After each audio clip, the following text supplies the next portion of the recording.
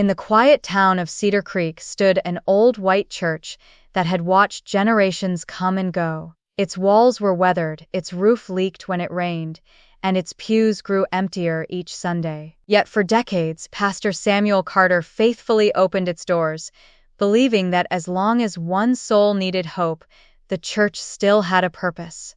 His son, Ethan Carter, no longer shared that faith. Years earlier, after losing his mother, Ethan blamed God for his pain. He left Cedar Creek behind, determined to build a successful life on his own. He became a respected architect in the city, believing hard work, not faith, was the key to happiness.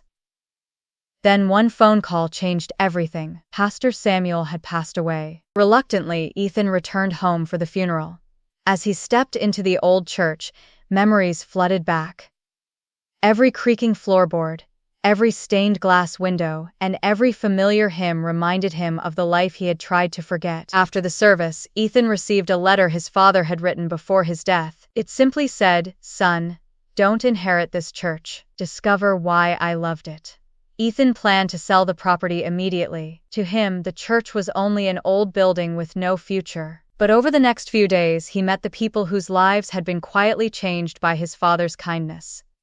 Widows who had never gone hungry, children who had found a safe place after school, families who had been helped through impossible times. Little by little, Ethan realized the church had never been about the building. It had always been about the people.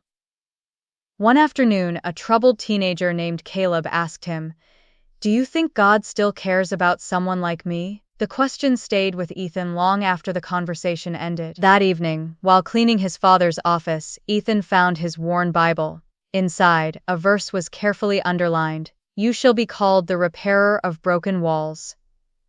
For the first time in years, those words reached his heart. As Ethan began repairing the church, he discovered that every board he replaced seemed to mend something inside him as well. Then disaster struck. A violent storm swept across Cedar Creek, damaging homes and leaving many families with nowhere to go.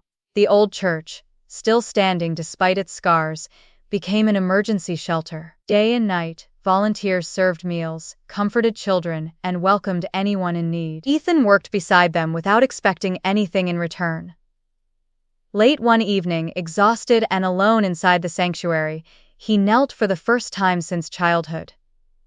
His prayer was simple. "God, if you're still there, I need you." Peace quietly filled the room.